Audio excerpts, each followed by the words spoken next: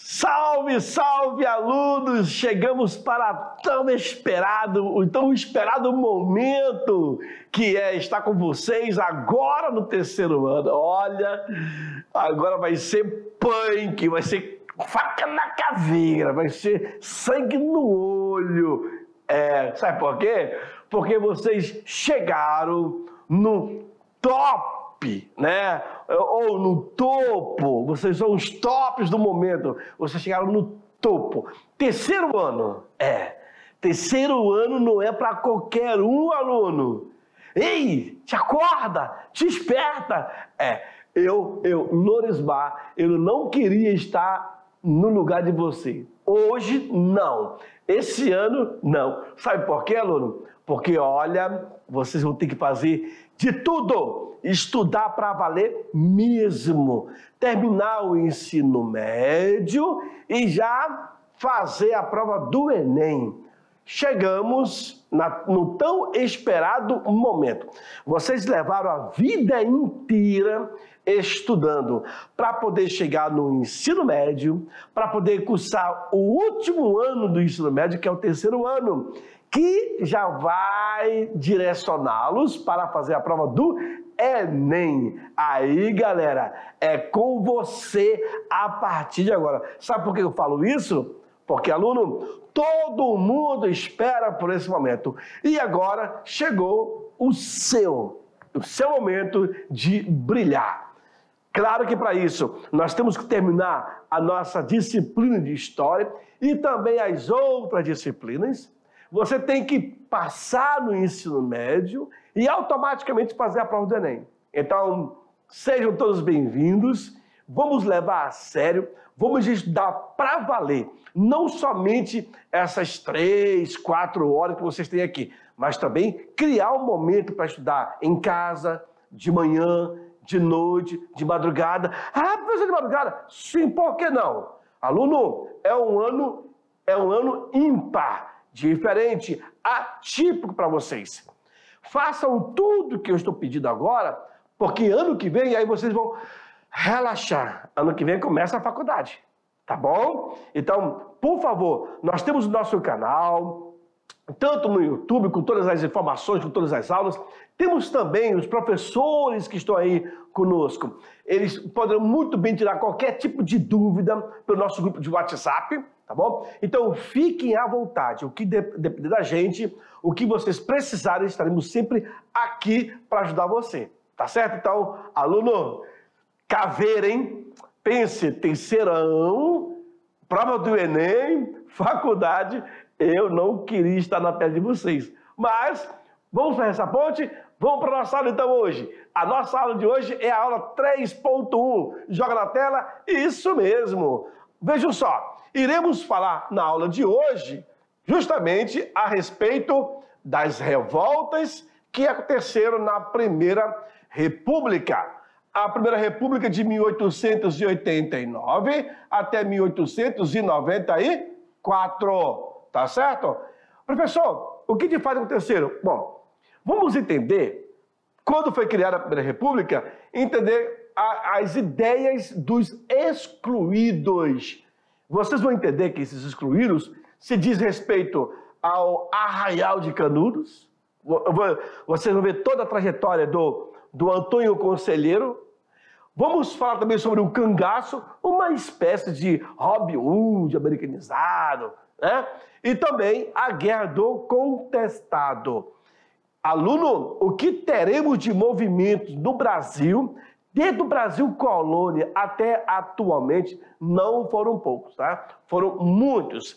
Para a aula de hoje, a habilidade é a seguinte. Aluno, tu tens que saber relacionar o trabalho com as formas de poder, compreendendo sua importância das transformações históricas. Compreender e relacionar as diferentes formas de organização da vida social com a relação de poder. Feito isso, é só correr para o abraço, tá certo? Bom, e aí, olha só o que foi pedido. Ok, foi pedido que vocês assistissem na última aula sobre o filme O Cangaço, a Guerra de Canudo.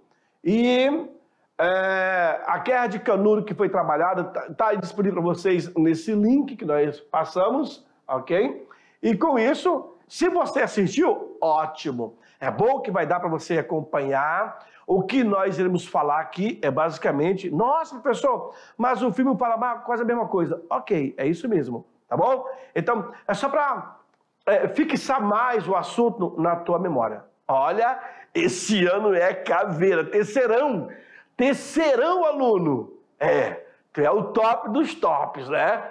Quando o cara chega no terceiro ano, ele se sente o maioral, o cara, etc. E realmente, todo respeito, toda a valorização a vocês que chegaram no terceiro ano. Agora é estudar, tá? Estudar, estudar, estudar mesmo.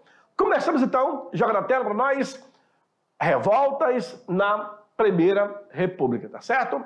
Bom, não foram poucas as revoltas que eu tenho falado para vocês, foram muitas.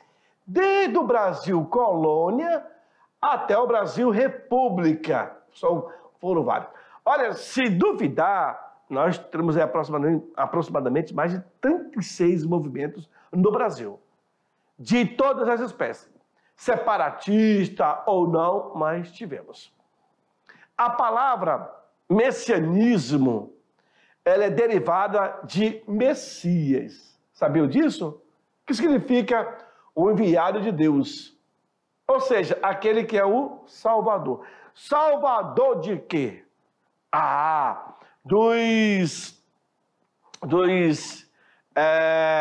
Dos pobres, dos menos privilegiados, dos desassistidos. Bom, aí vai mandar a tua imaginação. O messianismo, aquele cara que se dizia que ele foi enviado por Deus para salvar aquele povo. Vocês vão entender o porquê dessa palavra que está ligado com o nosso movimento e também com um certo personagem. O termo messianismo, ele passou a ser utilizado por historiadores, sociólogos e tantos outros estudiosos para designar a crença de um grupo de pessoas em um líder político religioso. Pronto. Aí se resumiu tudo. Então, o messianismo é uma pessoa que tem um papel político, mas voltado para a religião. Vocês vão entender. Na historiografia do Brasil, o termo messiânico, ele costuma ser usado para denominar os movimentos sociais nos quais milhares de sertanejos de áreas rurais pobres fundaram comunidades comandadas por um líder religioso. Atribuíram a esse líder dons como o de fazer milagres, realizar curas e profetizar alguns acontecimentos. Mas, professor Lorismar, isso seria verdade? Esse líder religioso, ele tinha esse dom de adivinhar? Ele era um xamã? Ele era um pajé? Ele era o quê? Ele era um médium? O que devia ser? Vejam, esse termo messiânico é jogado, é passado aos sertanejos, que tinham um líder religioso. Então, era uma pessoa, digamos assim, dotadas, ou uma pessoa dotada de tais conhecimentos. Agora, fazer milagre, bom, nós vamos falar sobre a região do Nordeste. Quando entrarmos aí na ideia do cangaço, é Nordeste. Quando falarmos do Antônio Mendel Maciel, que é o Antônio Conselheiro, também vamos falar do Nordeste, certo? Então, logo, tem o Padre Cícero também, ok? Então, assim, essa ideia de profetizar, de cura, de adivinhação, tudo isso acaba acontecendo naquela região. Olha aí. Na Primeira República, os dois principais movimentos de caráter messiânico foram Canudos e o movimento contestado. caracterizado pela religiosidade, pelo sentimento de revolta dos sertanejos. Está aqui embaixo. E aí você vê aqui Canudos, você vê o cangaço, e eu tenho aqui o movimento messiânico, que é o Antônio Mendes Maciel, Antônio Conselheiro. Tá? Na verdade, o que dá para entender é que parte ou parcela da sociedade que não foi contemplado com a Primeira República acaba se revoltando. E com isso eles vão partir para um agravamento social. Em outras palavras, uma revolta. Vão protestar. Alguns vão protestar de forma mais contundente, mais direta, e outros de forma indireta. Ou seja, alguns fazendo barulho e outros não. Vejam, os excluídos da Primeira República, quem são eles? Vimos que a Constituição de 1891, que é a primeira da República, a República ela é criada em 1889 e logo em seguinte nós temos a criação de uma Constituição. Apenas 3,2% da população brasileira podia votar. Olha só que interessante. A maioria, quase absoluta, da população brasileira era composta pelos chamados cidadãos inativos. Mas, professor, o que vinha a ser esse cidadão inativo?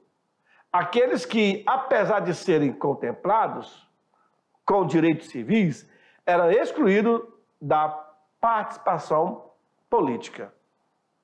Ou seja, se ele tem os critérios que o torna cidadão, e o porquê que deixava ele excluído? Existiam algumas razões, ok? O direito civil, ele podia ser contemplado, mas nesse período ainda tem a questão do voto censitário, que é o voto de renda, o voto de poder. Senhores, 3,2% da população brasileira podia votar. Era quase nada. Se você for resumir, de fato, é o voto censitário, é o voto do poder, é o voto de quem tinha dinheiro, era o voto de quem tinha condições social. Ponto. Ou seja, 97% da população não tinha condições.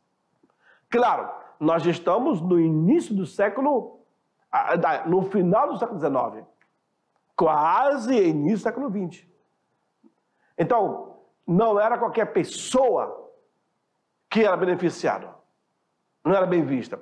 A grande maioria era contrária. E essa grande maioria é que vai pegar em armas, é que vai protestar, fazer movimentos, etc, etc, etc. Só que o governo do Estado, ele não vai deixar barato. O governo federal não vai deixar barato. Olha lá, as reformas políticas republicanas ampliaram a capacidade de ação dos grupos dominantes, tornando a nova elite política mais representativa e os interesses regionais mais fortes, especialmente o de São Paulo e o de Minas Gerais. Isso é interessante. Essas duas capitais, esses dois estados, vai ser de grande relevância para a política do Senado Nacional. A elite política estava concentrada aqui, ó. Minas Gerais, o maior produtor de leite do Brasil. São Paulo, o maior produtor de café do Brasil. Ou seja, os grandes homens, os grandes empreendedores, os grandes banqueiros estavam nesses dois estados. E dali acaba se alternando no poder. Essas reformas que se criou dentro do ambiente republicano, se pensava que iria atender a população, foi leve engano. Não atendeu, por incrível que pareça. Não atendeu. Certo? Olha lá. Nos municípios, o coronelismo, fenômeno ligado à formação de poderes locais, vinculados a uma ampla clientela política, assentou-se em uma sociedade agrária extremamente desigual, com baixa representatividade política e a presença de relações não capitalistas na produção. Com a implantação da República, fortaleceu-se o poder dos chefes locais. Preste bem atenção, aluno. Com a implantação da República, os chefes locais, que são os coronéis, eles passarão a ter esse poder na região.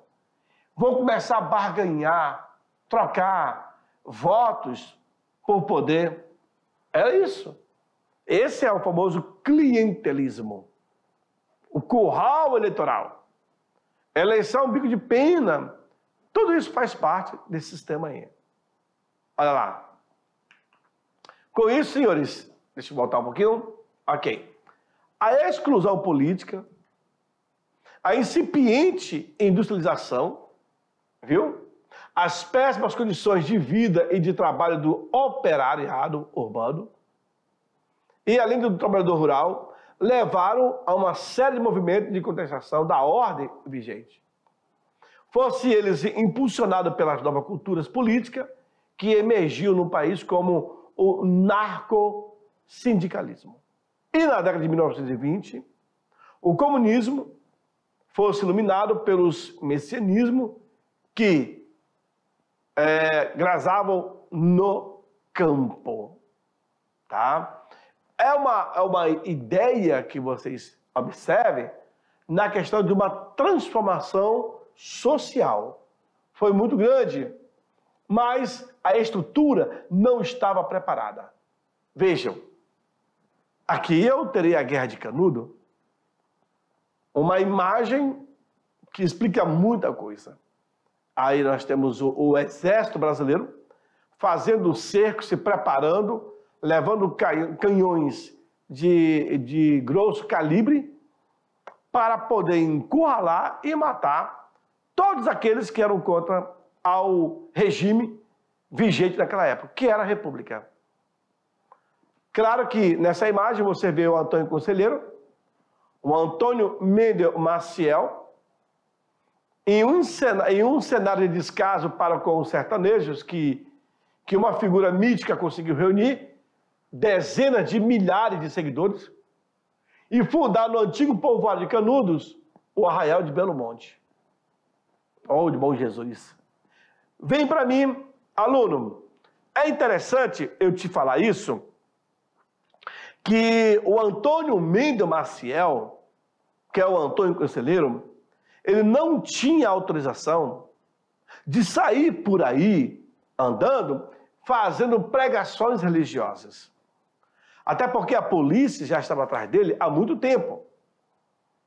Mas, professor, seria uma espécie de agitador? Na visão dos gestores daquela época, sim.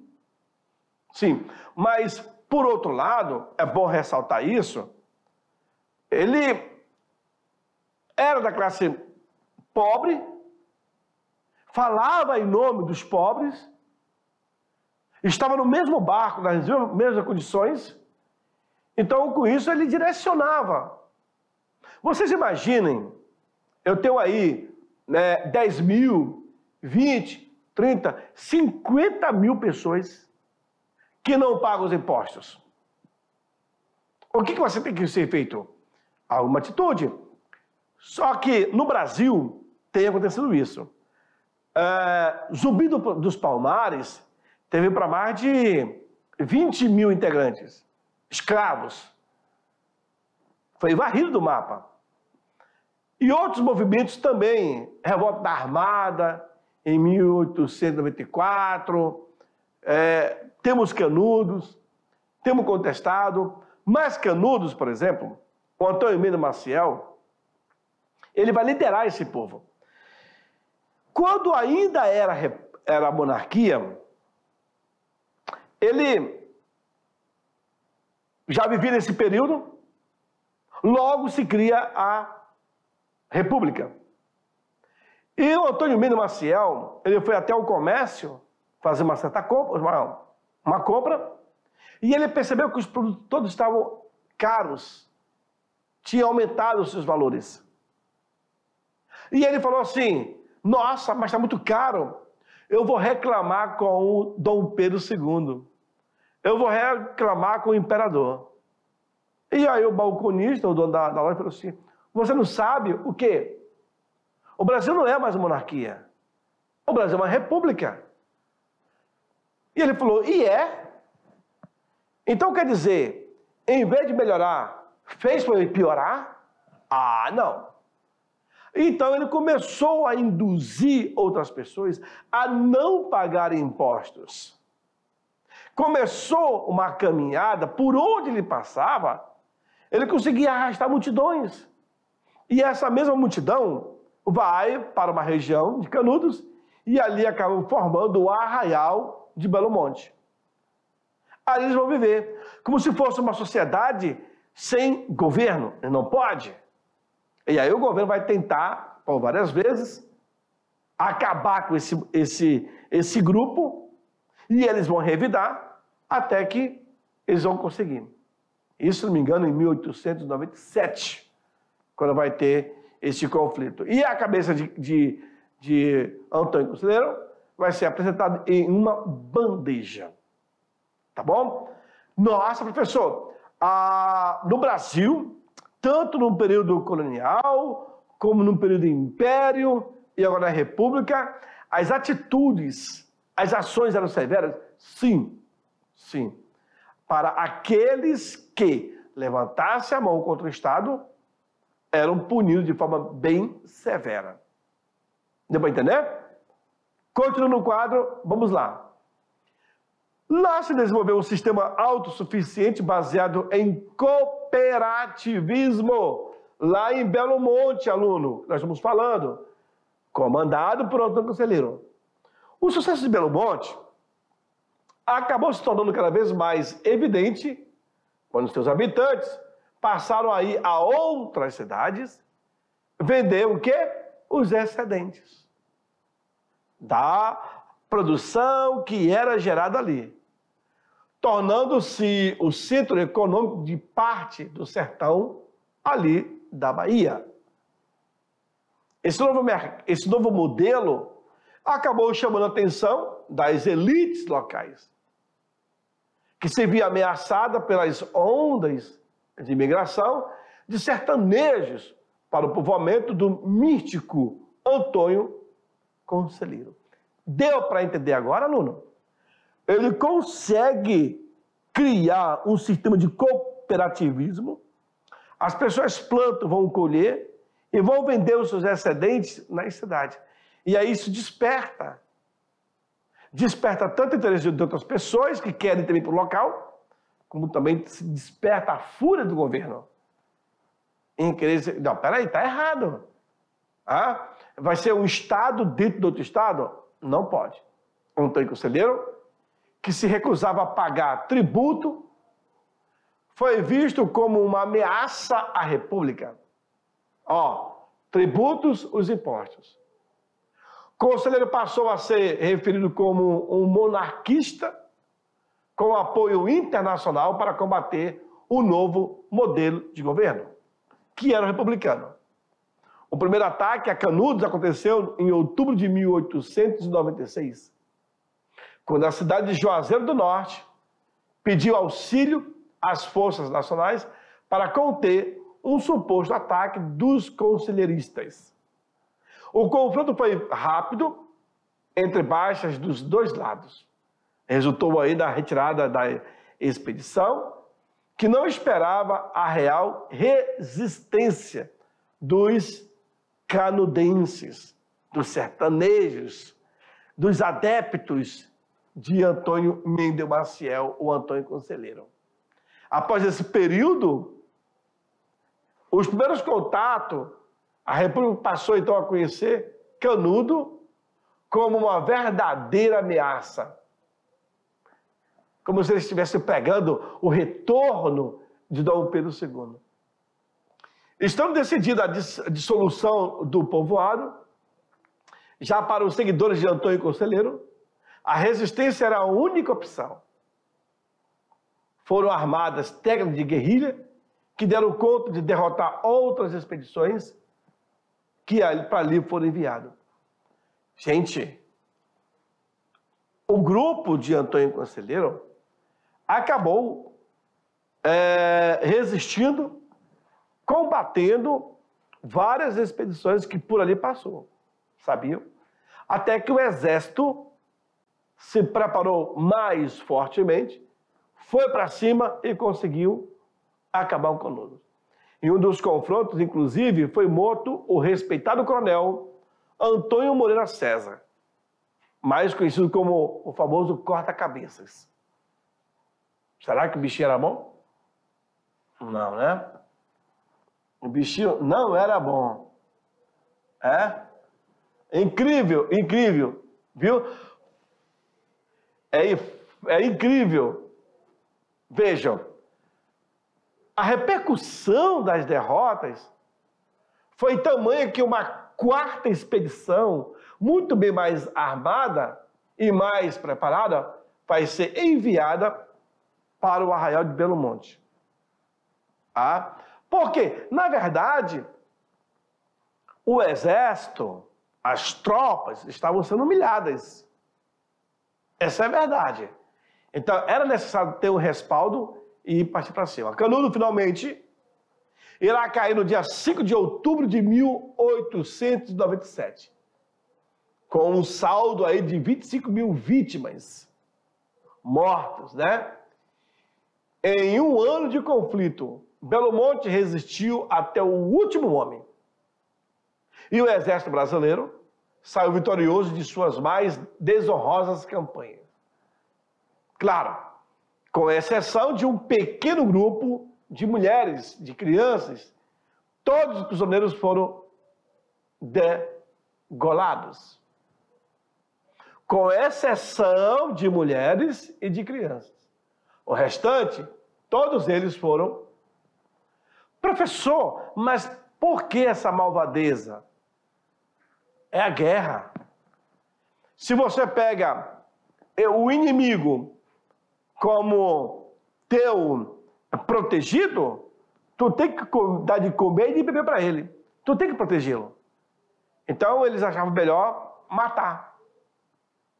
Hoje, em algumas guerras, faz isso também.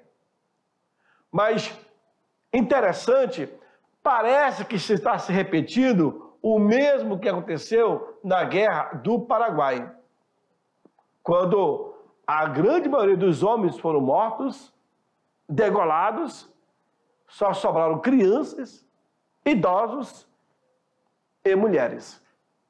Na imagem é bem nítido vocês perceberem aí, ó. Certo? Esse aí é o Arraial de Canudos. Quando vocês podem observar o tipo de construção que eles faziam. Antônio Conselheiro é esse que vocês estão vendo aí deitado, morto, tombado pelo exército, né? E é isso. Infelizmente, Canudos foi perdido do mapa. Inclusive, na região onde foi o Belo Monte, se criou uma represa. Teve até um tempo que eu assisti uma reportagem, quando segue bastante, aparece a torre da igreja. Toda a região foi de fato tomada. Olha lá. E o cangaço? O que nós temos a falar do cangaço para vocês? Esse aí é um figura Virgulino. Essa imagem é do nosso produtor, que ele acabou colorindo, é isso? E ele escreveu, não colocaram meu nome na imagem, calma. Ele tá todo risonho aqui porque eu estou falando o nome dele. Mas é o nosso produtor, o Lobo Silva, viu? É o cara que coloriu essa imagem aí, tá bom? Virgulino é o nome do fera, mais conhecido como Lampião. E ele vai também fazer uma certa repercussão na região ali do Nordeste. Zé Sereno e outros 3 cangaceiros de seu bando, isso no ano de 1936. Essa foto é de Benjamin Abraão. Essa galera, que era contra também o governo, eles vão tocar o terror na região do Nordeste, por onde forem passando, certo? E com isso, a ideia era chamar mesmo do governo roubar dos ricos e doar aos pobres. Era a filosofia desses camaradas. No final do século XIX e início do século XX, havia seca, fome, concentração de terras e injustiça do Nordeste. Nesse contexto, senhores, formaram-se um grupo armado que praticava assaltos a fazendas e muitas vezes matavam pessoas, quando estas reagiam. Então, Virgílio Fortunato, cunhado de Lampião, posa sorridente junto aos cabras e mulheres do seu bando. Olha aí, esse aqui é o cunhado de Lampião, todo sorridente. Então, muito bem, olha aqui a mulher ostentando uma arma na sua mão. A peixeira também aí comia solto.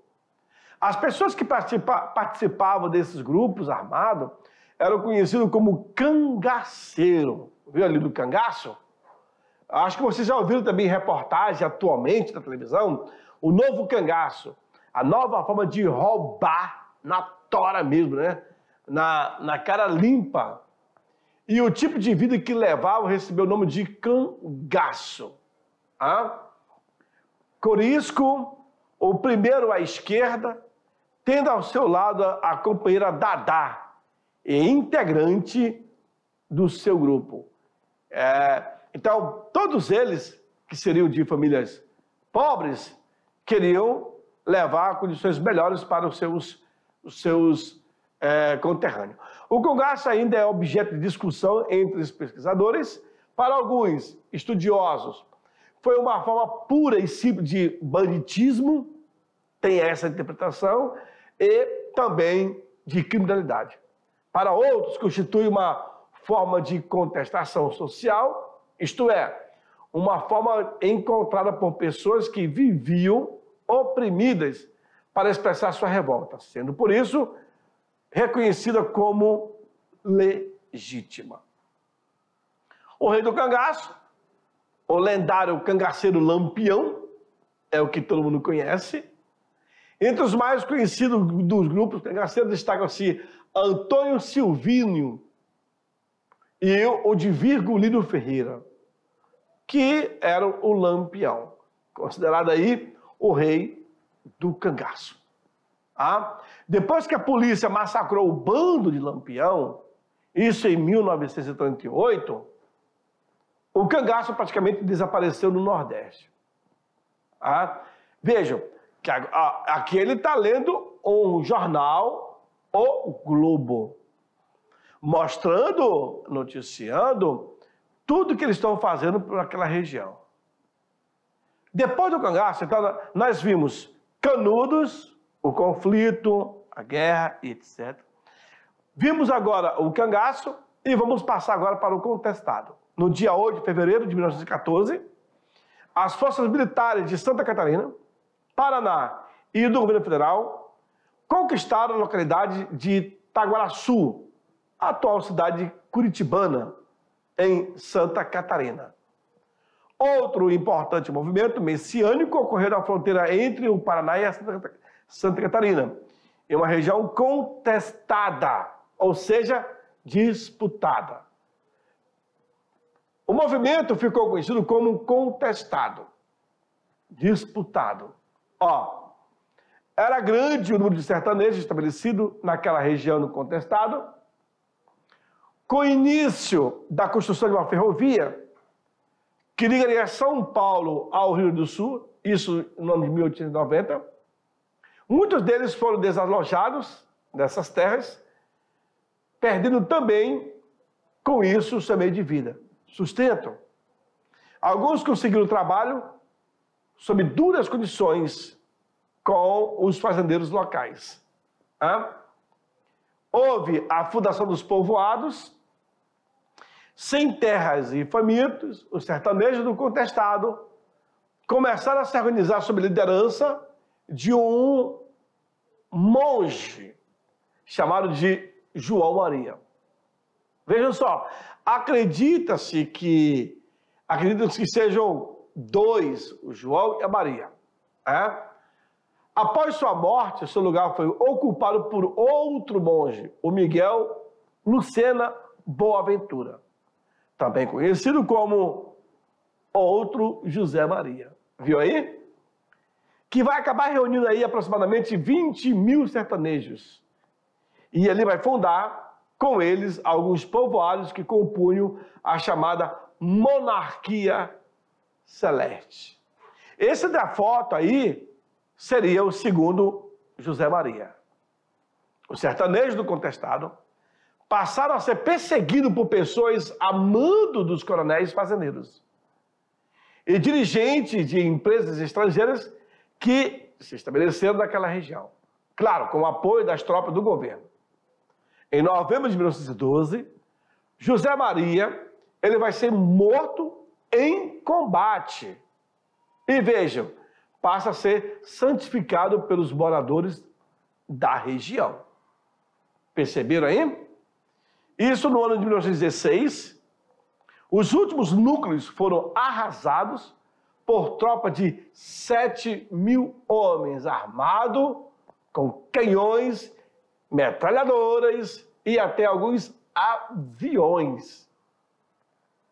Ok? E irão ser bombardeados pela primeira vez, usando como arma de combate no Brasil. Então, com a captura de Adeodato Ramos, o último e mais temido líder dos rebelados, a guerra foi encerrada de vez. Isso naquele ano, naquele inverno de 1916. É incrível, né? Pois é. Na oportunidade, senhores,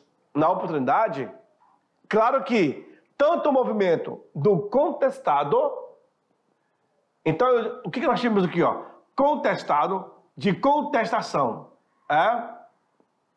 contestado, tivemos canudos, e tivemos o quê?